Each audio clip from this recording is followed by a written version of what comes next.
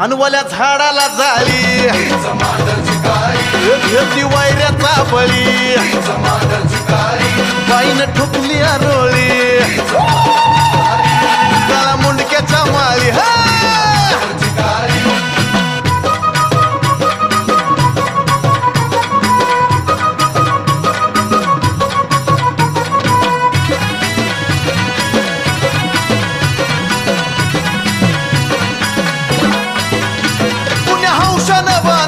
बाईचं डोंगरी मंदिर